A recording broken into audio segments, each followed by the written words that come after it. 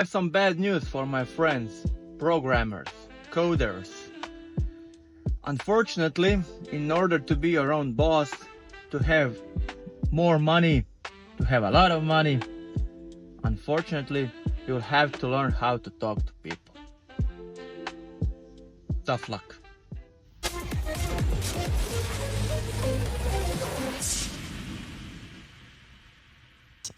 Two are reasons why someone will buy something.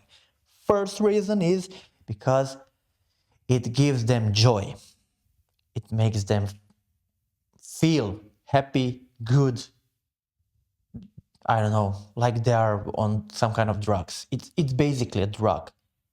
Because when they buy it, and I said it before, the dopamine effect kicks in. They feel so good, like they're on some kind of drugs, so they're high, and they just simply want to have a recur effect of this joy, of this happiness. They enjoy having these emotions, this feeling, and you're basically selling that feeling.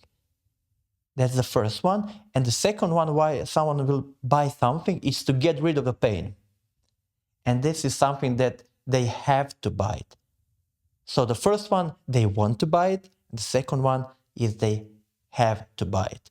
It's always better if you want to sell something that is the first. It is in the first category. So they want to buy it because they give them joy. They give them the feeling that they want. They want that feeling, not your product. They want that feeling when they buy that product.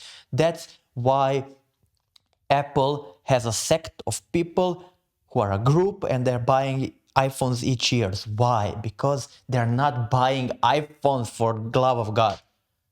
They're not buying MacBooks. They're not buying iPads. They're buying the feeling. They're buying the feeling that they are part of the community, that the people know who they are, the people are thinking about them in a certain way. Maybe someone thinks that are part of some elite group and they love the feeling. That's why they buy it. And Apple knows that. That's why they are producing those kinds of things that will give their customer the feeling they need. That's the first one. And the second one, obviously, is to remove the pain. So the pain can be different kinds. It can be obviously a physical pain. So if you're a pharmaceutical company and selling pills, of course, then you will have customers because they want to get rid of the pain. But they don't want your product. They don't like your product. They maybe don't like you. They have to buy it. So it depends. It depends on the situations that you are in. But if you have customers that enjoy the feeling of I don't know, the ice cream that when they are licking, they feel like out of this world, then you have to go into this kind of selling because it gives them joy, and the same customer will most probably come over and over again. While in the second this version of selling, the customers, they would give anything in the world not to see you again, ever. So because they don't want to cut themselves once more, they don't want to hurt themselves once more, they get rid of their pain, so they don't want that pain anymore, anytime in their life. So that's why they don't want to see you anymore. But okay, someone is in this sector, someone is in this sector. Then, guys, what I also learned is that you need to know and learn about emotions, how the brain works, what are the emotions, where are the emotions in your brain. That's why one of my college masters was in neuroscience. You have to understand that decision making, everything in your life is a decision making process.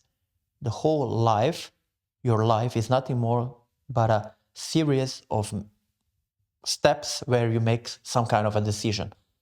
Good, bad, it doesn't matter, it's a decision, nevertheless. And all of the decisions at the end, they are in your brain, they are cooking there, they pass through a part of your brain that's responsible for inducing and regulating the emotions. That's why there cannot be any kind of decision in your life without the effects of emotions. It's simply not possible. That's why you always say, you maybe heard it somewhere, emotions are the ones that buy at the end. So you buy with emotions. You buy the feeling.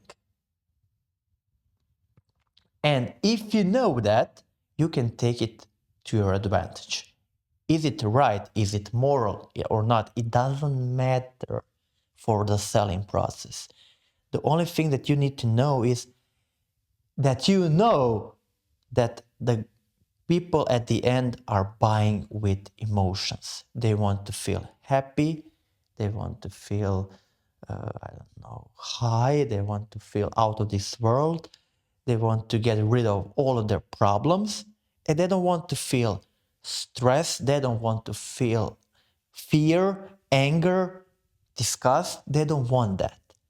And they will pay any kind of money to be in a happy state and to get rid of this unhappy, angry, sad, fear state of emotions.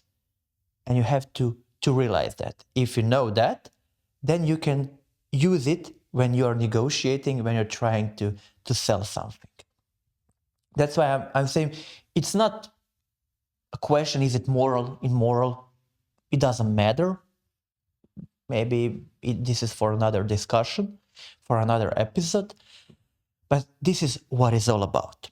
Then, guys, especially you programmers, the autistic ones, if you want to sell something, I'm very, very sorry to say that you will have to speak to human beings. Because human beings are the ones who are the customers who are paying. Until we get to a moment in time where you will sell something to robots and don't have to speak to those kinds of things, you will have to learn how to speak with people. If you don't learn it, you will not sell it. If you don't sell it, you will not get any money. That's it. So customers are still, to this day, they are humans. That's why it's very important to speak, to know how to speak. And then it's important to know what is their current emotional state, what is going on in their life, what is important for them, what are their problems, because problems are the bad emotions that they want to get rid of. You want to induce on force, if necessary, this in their heads, this feeling, this environment where they think, the hope that if they buy your product, that feeling of happiness, joy will be all around them. That is what they are buying at the end. So if I'm selling for this whiteboard pen, I will not sell it like pen. I will ask the guy, okay, what's going in your life? How is your family? What's your problem? What do you like the most? Why do you like this? Why do you like that? What are the current problems in your company? Let's say he is a director or something. And then he said, oh, they're not doing, they're slow. My people are slow. We are losing money because we have a lot of customers that are churning, so they simply cannot. Let's say it's a telco company and they are not very, let's say, responsive. The telecom company is not very responsive when it comes to activating of new customers. So if you call a telecom and say, okay, I want an internet and a TV, and if they say, okay, I will get to you and I will connect you in 2 weeks, you're pissed off because you want to have fun, you want internet, you want to play video games online. I don't know why. Now, you want that now. And you will pay any telco company on the world who will give you this possibility right now. And obviously, you as a customer will be pissed off if you cannot get your internet and your TV, I don't know, for 3 weeks. And then, if you have this problem, if you work in a company, in a telecom company that has this problem of 3 weeks for delivering of their services, of course it will be a problem for the director in that company. And you will ask them, okay, why is that problem? Okay, because my people are like this, people are like that. And I will ask, okay, why? Because why? What's the problem with that? People, they don't take any kinds of notes, they're only speaking, there is no kind of documentation, they forget, blah, blah, blah. And then I start to focus, to target on that specific thing that he said, on that specific problem, saying, I understand. So you have a problem of, so this is the repeating part. So you have a problem of they not taking any kind of notes, they cannot visualize the solution, no one writes anything anywhere, and so on. So they are just go with the flow and doing ad hoc at their own workstation, not talking with each other. And then he said yes. That's a confirmation of what he said. And it's very important to get this yes, yes, yes, yes. First of all, the one who you speak to, he has a feeling that you listen to him. You repeat the things that he said. He thinks, he has, let's say, this sense that you understand him, that you want him good, that you want to solve his problem, that you are a safe zone, you are his friend. It's very, very important. So you have grabbed his attention. Okay? You cannot go and, I don't know, double cross now this guy. You're just simply listening and trying, actually as a human being, trying to help him. If you cannot help him with his product, don't go with that. Just simply don't go. If he has 10 problems and you cannot fix any of those problems, then just be a human being. Just listen to him, grab some kind of, I don't know, a cup of coffee or something like that, and I believe he or she will be better, she will feel better or he will feel better at the end of your conversation. Maybe you will not remove the pain, but at least you have made it better for them. And you cannot play with the trust that you have gained in this process. That's why it's very, very important to be authentic, and you have to be always like that. But if you have seen during this process that you can give actual value and say, okay, so you say that if your people started to write more and to figure out the solution, let's say like drawing or something like that, it will be better. Then he said yes. And then I say, okay, I will say something. I had experience similar to yours. That's when we are, let's say, combining our two worlds in comparison, just to show to that guy or a girl that we are not so apart, that we had a similar problems, that I am on her or his side, that he can believe me. Then I say, okay, in my situation, I had the similar problem, and what we did, and it showed that it was way better when we introduced that process. We started to draw everything on the whiteboard. We invented, I don't know, crazy brainstorming Mondays where everyone could draw something on the board. Then we use that board to make another sketch on another whiteboard, like a solution design. Then we gather all the architects and so on, and we elaborate, we communicate about that solution, and then at the end we have take a screenshot of that white paper, and then we put it in a document. Then we send it to the delivery team, and they have implement that with, I don't know, 70 or 80% less errors, and in 70 or 80% less time. And then the eye-opener effect from the customer. Really? Wow. Maybe we should always also try this. Could you please tell me and help me how to do this? What did you say? You need a whiteboard? Yeah, you need a whiteboard, and you need pencils, and you need these whiteboard markers, and so on and so forth. And if you want, I can set up it for you.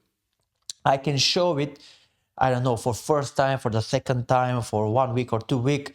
I can make a use case, a proof of concept, if you like, for you, free of charge. So we will set up a dummy whiteboard, one whiteboard, and we will make some kind of we will tackle your specific problem, and then we will show you how it works. And if you see that it's better, it's going better, so there are some kind of benefits and effects, good effects on the outcomes. There is less errors, the speed has increased, and so on. Then we can introduce more of those whiteboards and more of those pens and so on.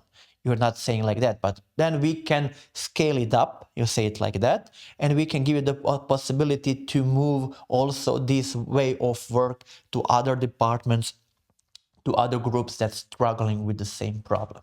And then, so you're never selling the product. You are selling a solution to the problem, or solution to their problem, specific problem, to remove the pain or to create an environment where they will, I don't know, be more happy. Let's say if you do, this is another solution. If you do this, this, and this, like that, then your KPIs at the end of the day, end of the year, will be better, and you will get bigger bonuses at the end of the year. So bonuses, wow, that's this environment which is familiar to them because everybody loves bonuses. And if you are targeting that specific thing, you are targeting the environment where they feel most happy. And they want that environment to be around them. They want to be within this environment as longer and as much as they can. That's why they start to listen. Okay, guys, I hope that I managed to explain how to sell, why is it important, and so on. The people who have figured it out earlier in life are the people who are now driving Ferraris and so on and so forth. These are the things that they learned, not how to program in C++ or what is a pointer, what is a null exception. That's not important at the end of the day. It's important, it's a tool that you need to know how to use when you're building a product for the customer to remove the pain or enhance the happiness in their life. That is it. That is it. It has to be looked at in this perspective. Okay? So it has to give added value. And the only value that you can give to people is to remove the pain and to give them joy and happiness. That's the only value that you can give them. So the feel of bliss, the feel of the good feeling, that's the added value that you are selling. Guys, you can listen to me if you want, you don't have to. And maybe you are asking yourself, who am I to judge? Who am I to say, what is my experience? What are the references? So guys, I was a programmer, I was a business analyst, I was a project manager, I was a head of department, I was a director of department. I'm now customer success management director in one of the companies. I'm trying to start my own company. So when this happened, all along this, do you think that I would get to all of these positions if I was only in the technical things and I was only worrying about how to code, that my code would be the best and everyone else is stupid? The salesmanship is something, I don't know, it's like voodoo, it's nothing, it's only for stupid people, and I don't need to know that. I don't need to know how to sell. All the customers are stupid, they are idiots. Do you think that I would get to this position if I was thinking like that? Okay. But so I started once more. I didn't close my eyes for technology, for my basic knowledge and for my basic things that I have learned, that's my, let's say, profession, I started to look like this at the world, in this way, to start to connect the dots. Why someone has more money, why he's more successful, what is the secret of all this. Maybe the biggest thing that I maybe resent, or I don't like, or maybe the worst thing that I put in front of myself that I don't like, that I beat myself with, is that I didn't come up with this solution and with this, I don't know, eye-opening effect till my late 30s. That's the biggest yes, regret in life. And I would say it has to do a lot with my upbringing and how I was taught from the beginning, because other maybe children and other my friends maybe today are far better financially than myself, is maybe because they had C's or D's in school. They were not the best students. They were not learning all the time. But maybe they had different kinds of upbringing, and someone told him, hey, you need to sell. Hey, you need to sell like this.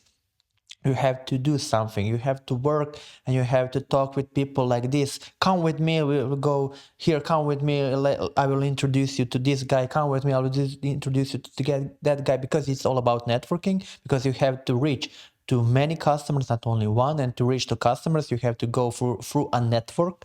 Different kinds of networks, online networks, real life social connections, to different kinds of events, parties, business parties, and so on. Sometimes you have to drink with the customers, I don't know, till morning. It's not easy, it's not simple, but if you want to connect, if you want to network, you have to do it, because you are relying on that guy or a girl to give you good reference, to talk good about you when she or he is in another company, on another workspace, in another group, on another party, because he will talk with other people will maybe have the similar problems. He will recommend you. That's where the business happens. That's why it's very, very important to know how to talk. And then when I figure it out that I need to learn more, then I started to read. And then I started to read different kinds of books. Amongst the one that are regarding the investments, I started to read books about psychology, about how to do good products, about how to talk to people, how to do the emotional regulation, so how to regulate yourself. Because one of the biggest problems that people today have is that they overreact. They react on anything. They react impulsively. They react negatively. And that is a business killer. That will never give you opportunity to sell if you are like that. You have to have a strong emotional regulation, because customers maybe sometimes are not the best people. They're not all daisy, they're not always smiling. Sometimes there are grumpy old stinky guys that are, I don't know, bad mouthing you, that are, I don't know, saying very nasty things about you, and you have to do business with them. And you don't like them, you despise those guys, but you have to do business with them. What to do? Then you have to have this emotional regulation mechanism inside. You have to teach this.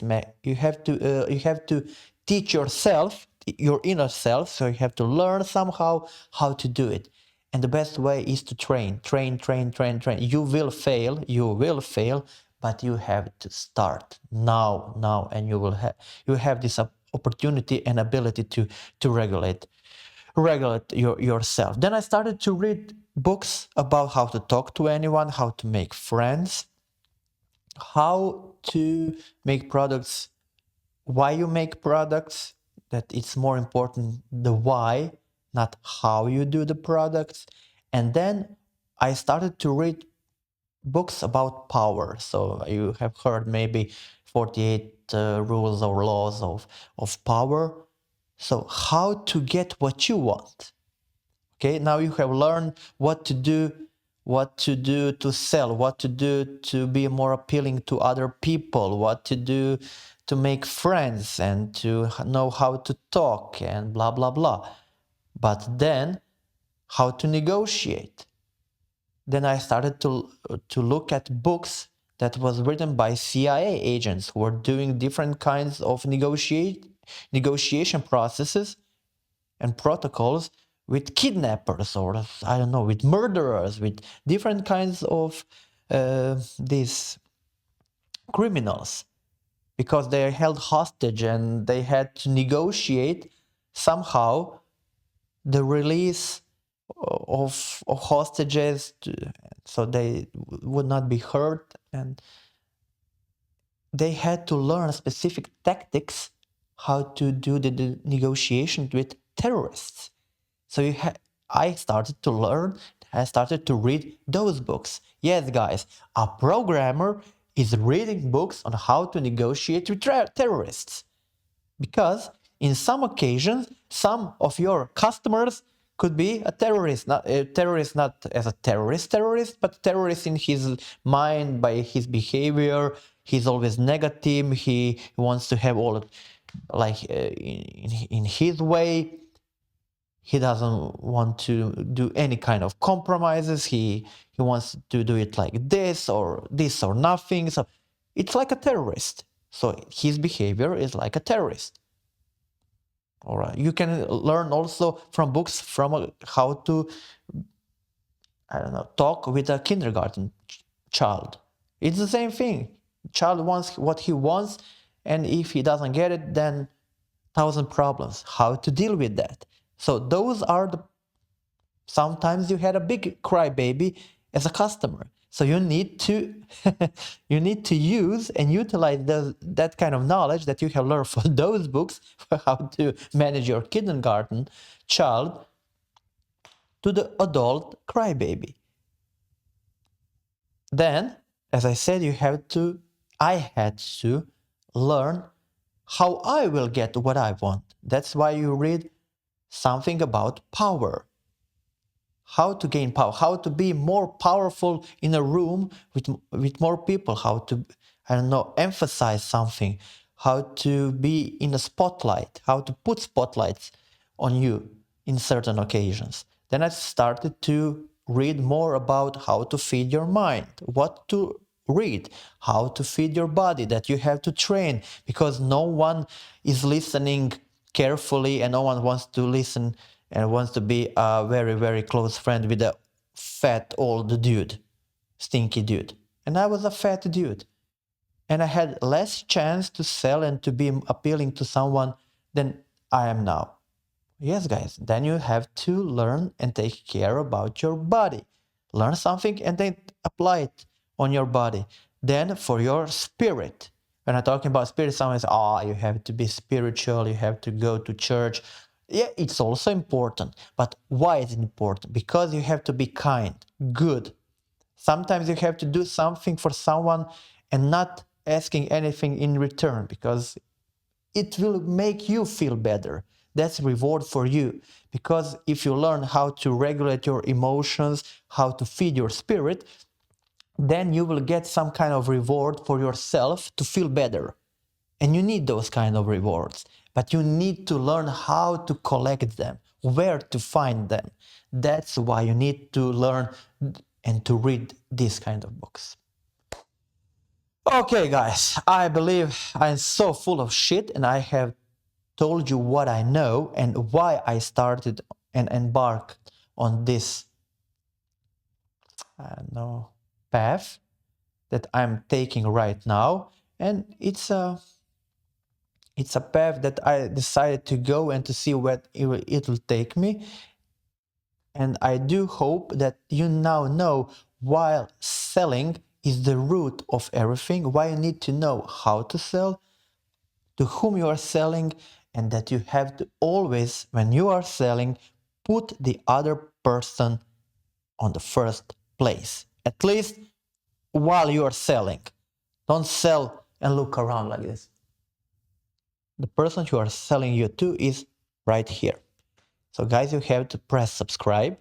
You have to press like and share it right now, because in the next episode we are going to learn more about these things, because it will help you and me how to sell, how to get more money, and how to escape this ordinary 9 to 5 shithole.